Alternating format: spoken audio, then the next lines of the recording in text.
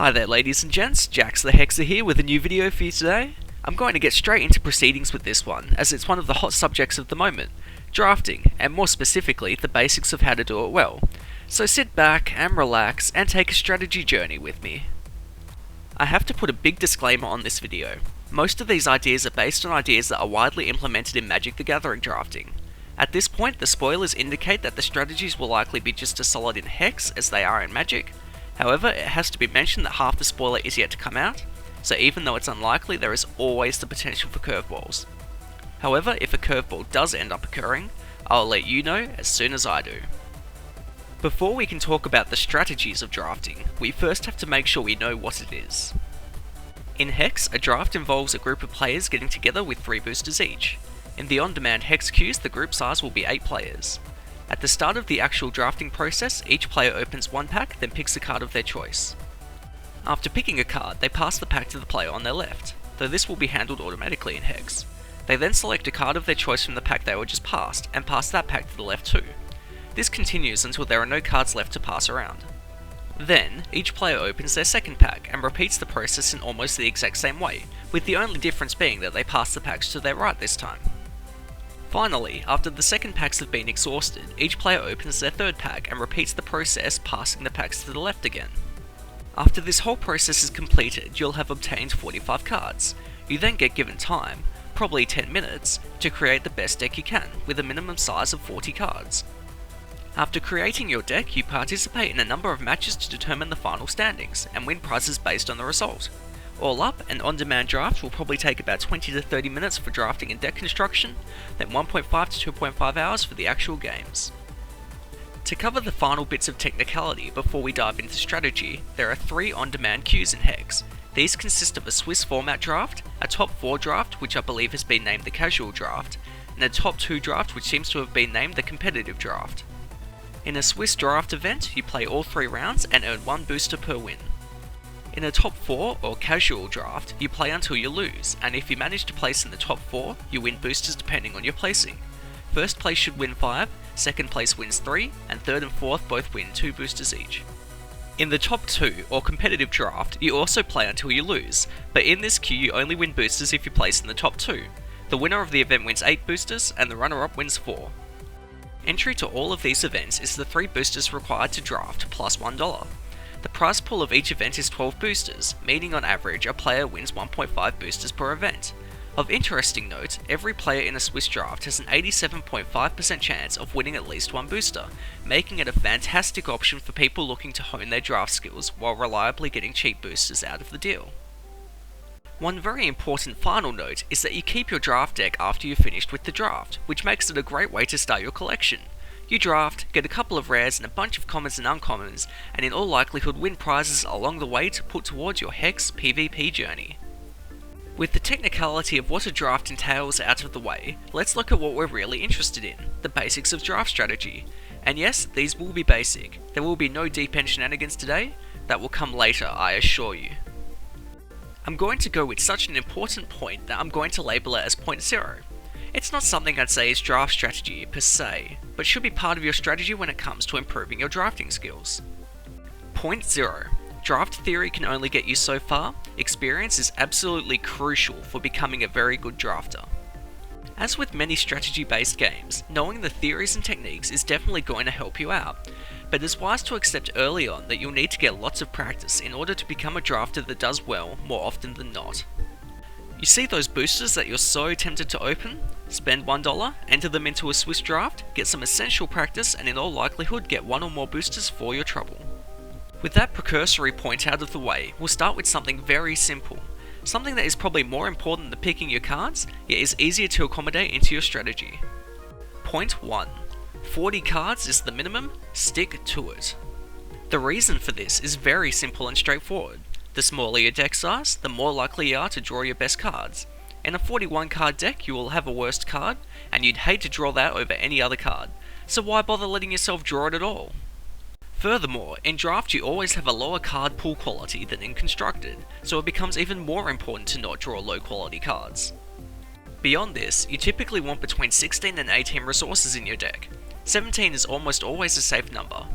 Typically, I'd only run 16 if I had a very aggressive deck, as with 16 sources you only have a 64% chance of hitting your 4th resource drop, and more often than not you'll miss your 5th. 17 barely hits its 5th the majority of the time, but has a higher chance of hitting the 4th drop. 18 sources will hit you your early drops more reliably than 17, but does run the risk of being flooded, so should only be considered if you're running quite a few cards at 6 or more mana. Determining your resource split can be difficult, but a solid strategy is to count the number of threshold symbols on each card you're including, and add an additional threshold for each card with threshold greater than half its mana cost. So, for example, you'd add 3 Sapphire threshold for Thunderbird, a 2-cost troop with 2 Sapphire threshold. Likewise, you'd add 4 Sapphire threshold for Void Leech Phantasm, a 4-cost troop with 3 Sapphire threshold. However, you'd only add 2 Blood threshold for Corrupt Harvester, a 4-cost blood troop with 2 blood threshold. Once you have figures, say 20 Sapphire threshold and 15 blood threshold, you can then use it as a ratio for your resource base. So 20 Sapphire to 15 blood equates to 9.7 Sapphire sources and 7.3 blood sources.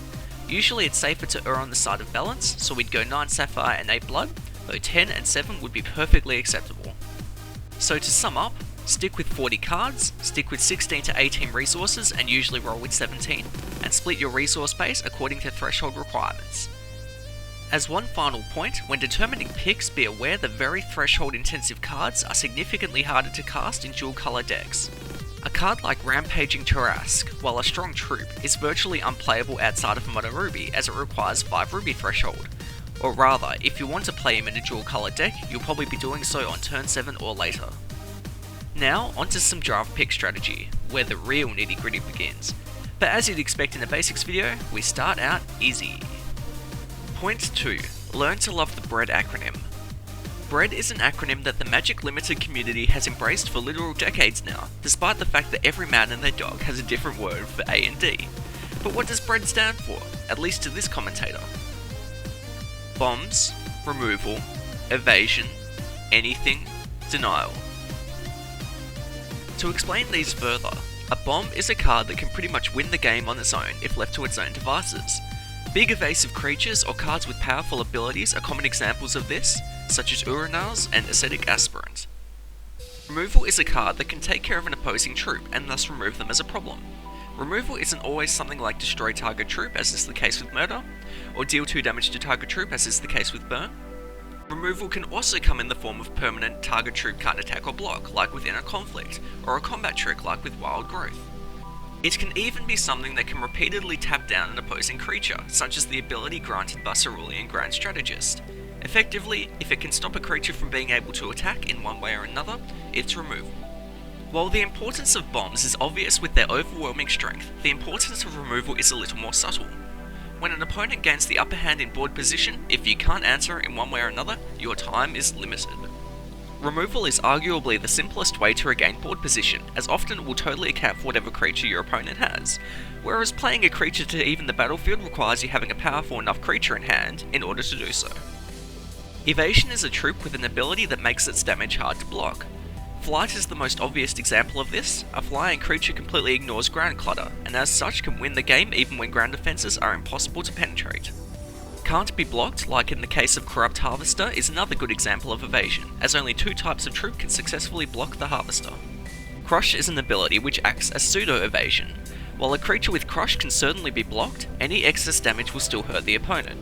So a Crush creature with high enough attack is still going to hurt the opponent unless significant blockers are put in front of it. Evasion's importance shouldn't be too hard to understand.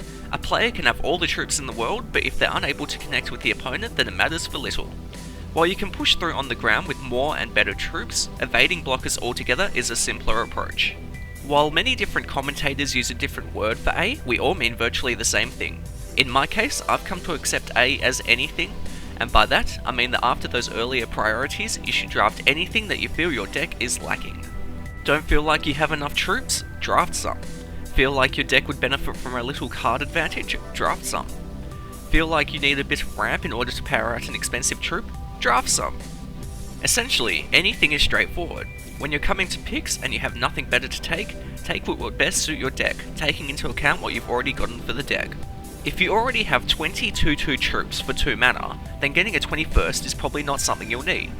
but getting an oracle song that will let you draw 2 cards, that could come in handy. Finally, we come to D, another letter that different commentators ascribe different words to. In my case, I use denial. Essentially, when you have no cards in front of you that would make the cut for your deck, rather than picking a card that you simply won't play, for example, Soothing Breeze, pick a card that someone else would possibly play. It is far better to deprive an opponent of a playable card, even if it's their 23rd card, than to have a card in your sideboard that has absolutely no chance of seeing play in a tournament. Essentially, this acronym is a rough guide for pick priority order. If you see a bomb, it gets top priority. A good removal spell then gets the next level of priority. Then evasive creatures, then anything else your deck is missing, and then denial drafting, otherwise known as hate drafting. It needs to be stressed that bread is a guideline and not a hard and fast rule. As an example, say you're about to open pack 3. You're very much committed to Diamond and Wild at this point. You crack open pack 3 and your rare is Uranars. It's probably too late to swap to blood at this point, and the option of splashing a 3 threshold creature isn't really viable, so the option of taking him as a bomb is out. In the pack, you notice no solid removal in your colours, but you do see a diamond 2/2 flying troop for 3 mana. According to Bread, as an evasive creature this would be your pick. However, you're well aware that if Uranars resolves for your opponent, you'll likely lose the game. In a case like this, it's not only perfectly acceptable, but probably a good idea to hate draft the Uranars. You won't gain anything to use for your deck, but you potentially make a future matchup significantly easier. So there you have it, the rough guide to pick priority order. Bombs, removal, evasion, anything, denial, or bread. Learn it, remember it, love it, and don't eat the strategy! While there are so many more parts of draft strategy I can potentially cover, there is one more I'm going to cover in this video that I feel is something up-and-coming drafters should ponder early. Point 3. When should you stop taking the best card in each pack and start committing to colours? Different players have different ideas for this. Some players will commit to colours before they even start drafting, usually if they feel certain colours have a strong strategy that can be forced. Some players will commit to a colour, or even 2 colours, within their first few picks if they get some good cards of that colour. Other players go through the whole first pack without committing to a colour, and start committing from pack 2 onwards. Why is there no agreed upon time to commit? Because each system has its merits. Essentially, the earlier you commit to colours, the more playable cards you'll have in your pool, as you'll avoid taking powerful cards in off colours, and instead take cards in your own colours. However, committing earlier may prevent you from going into a colour with strong cards being passed to you. The benefit and downside of committing later is, interestingly, the inverse of committing earlier. The later you commit, the more powerful the cards you have available are, but you'll end up with slightly less playable cards due to taking some off-colour cards before you committed. Of course, opening a legitimate bomb in pack 1, like Tatalka or Wild Root Dancer, can very much encourage you to commit to a colour, but even then I feel it's often better to hold off a little bit before committing. After all, what if your next 7 picks are devoid of good cards for that colour? While a bomb will often win you the game if it stays around, you need to reach a point where you can actually play it, and that's less likely to happen if opponents are crushing you because you tried to force a colour that you're getting cut off from. So with all these pros and cons about committing to a colour too early or leaving it for too long, what's the best point to commit? Well, really, that depends on the player. With experience, you'll find what point you're comfortable with, and it should never be a dead set number either. Sometimes you'll be able to see within less cards if there's a colour you clearly want to be in. As an example, if my first 3 picks were Wild Root Dancer, Master Beast Rider, there's almost no way I'm not playing Wild. For a starting number though, I prefer to take 8 cards before committing. There's no real science to it, it's my preferred starting point for 2 reasons. Firstly, it's fairly middle ground between committing from the first pick and waiting to draft the whole first pack, so it's fairly balanced. Secondly, your 9th pick will be your first pack after everyone's taken a selection out of it. If you go with the confirm at 9 approach, try to remember what was in your first pack and see what's left. It can give you an indication as to what other players might be favouring, and might help you make your decision. Of course, by the 9th pick, the packs will start only having low quality cards, but if not, that can be a huge signal as to what colour you should go. So, to sum up, choose a point that you yourself are comfortable committing at. I personally start at 8, but am prepared to commit earlier if early strong picks encourage me to commit to a colour. Until you decide to commit, you should be taking the best card in each pack regardless of colour. Though if cards are fairly close in power level, the colour of previous cards you have taken can help in your decisions. I feel like I have given you a whole lot of information to take in, so I'll leave the strategy side of things there for now. Don't worry, there will be more draft strategy videos to come. To round out this video though, I'll show you a pick scenario. We are currently on pack 1, pick 7. This terminology means that we are still working our way through our first packs in the draft, and we have taken 6 cards before this one. In the pack, I see the following 9 cards: Blood Thrall, Blinding Light, Atrophy, Call the Grave, Kraken Guard Mariner, Chargebot, Oracle Song, Rat Seeker, and Boulder Brute. Our previous cards consist of one fairly strong card in each colour, as well as a strong artifact troop, so no help there. What would be the correct pick here? While it may not be immediately obvious, Blinding Light is actually removal, as it only prevents damage to you and your troops, and as such can potentially lead to big combat blowouts. It's not the best removal available, as it requires combat to be effective and requires that you're able to at least trade with one of their troops, but it's still removal. However, I would have to give consideration to Boulder Brute. While your second colour would determine just how good he is, at the very least he's going to be an on-curve troop in Wild. However, it should be noted that if you end up going into Wild and Sapphire, you can then give him the Quick Gem, which effectively turns him into the best removal card in the pack, as you can wait until your opponent attacks, then cast your 4/4 troop and have it block. At worst, you'll trade, at best you'll kill one of their troops and get to keep your very nicely sized 4/4. Looking through the coloured gems, all except Diamond offer him something quite potent. Blood, Ruby and Wild turn him into a very powerful beater, and Sapphire turns him into either a big-bodied evasive troop or a powerful combat trick.